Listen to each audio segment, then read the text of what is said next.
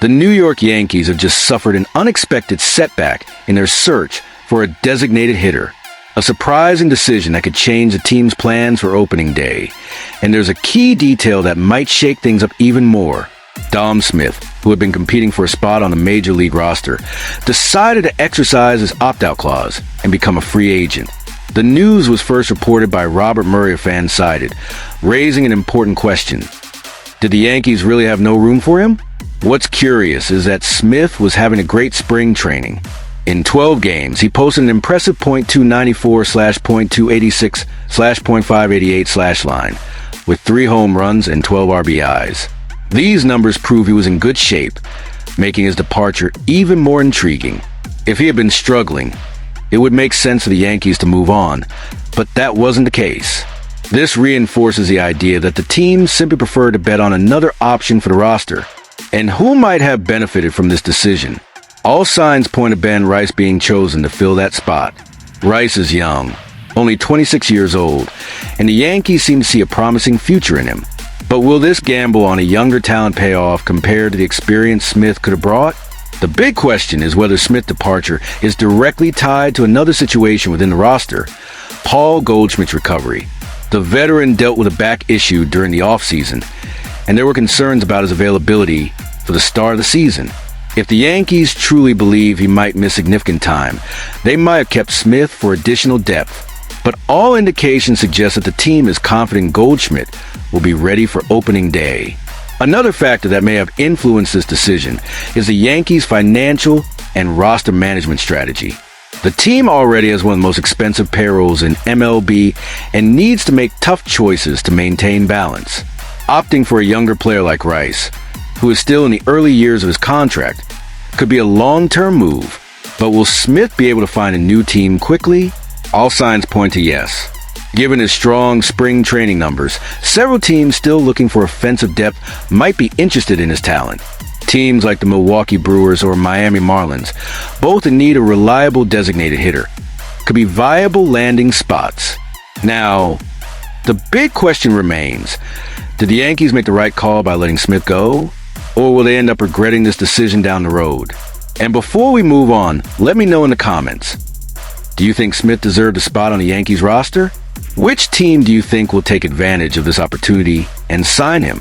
I want to hear your thoughts. The New York Yankees made a bold move this offseason by signing a 1-year deal with Paul Goldschmidt, a veteran who has already proven to be one of the best in the league and a strong candidate for the Hall of Fame.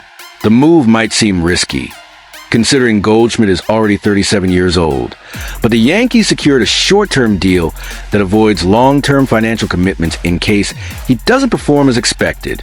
But was this move really just about Goldschmidt? Or is there a bigger strategy behind this decision?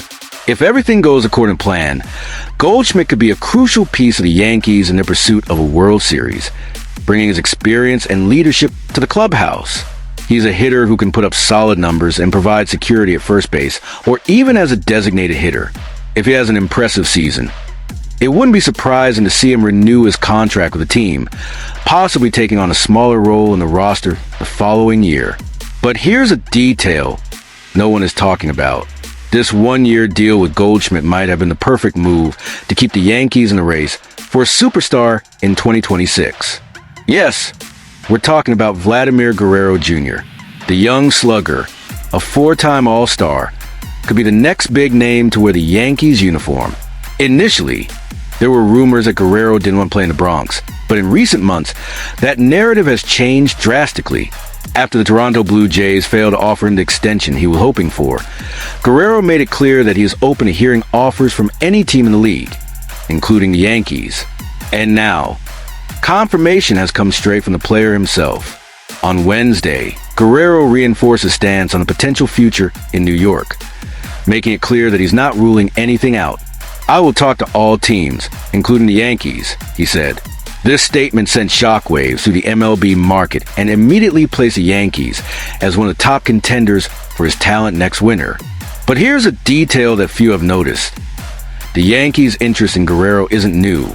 Sources close to the franchise indicate that the front office has been monitoring his situation for at least 2 years, and that there have been internal discussions about the possibility of building a super team around him. And there's more. Rumors from behind the scenes suggest that Aaron Judge has already reached out to Guerrero to talk about what it would be like to play in the Bronx. The Yankees captain knows that a player of Vlad Jr.'s caliber could completely transform the team's lineup and make them title favorites once again. And now comes a big question. Guerrero Jr. will be a spectacular addition to the Yankees roster. He will only be 27 years old at the start of the 2026 season, meaning he still has at least a decade of high-level play ahead of him.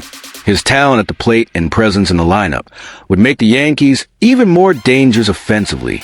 But of course, a player of this caliber doesn't come cheap. The biggest obstacle for the Yankees could be the size of the contract Guerrero is seeking. Some projections indicate that he might be aiming for a deal worth around $500 million, a figure that could rise even higher if he has another monster season. And here's a key factor. The Yankees might have an advantage in negotiations. Unlike other teams that will have to maneuver to create payroll space, New York already has a long-term plan in place to accommodate this massive contract. Some sources suggest that the franchise might even consider a trade involving Giancarlo Stanton to free up even more space and secure Guerrero Jr. on the team. Now, I want to hear your thoughts. Do you think the Yankees should go all in to sign Vladimir Guerrero Jr.? Or do you believe the team should look for other options to strengthen the roster? Drop your comment below. And if you enjoyed this content, don't forget to leave a like and subscribe to the channel. That helps me a lot in continuing to bring you the latest baseball news and analysis. And if you want to know more about the Yankees' possible moves in the market, there's a video right here that you can't miss. Click it, and let's keep this conversation going.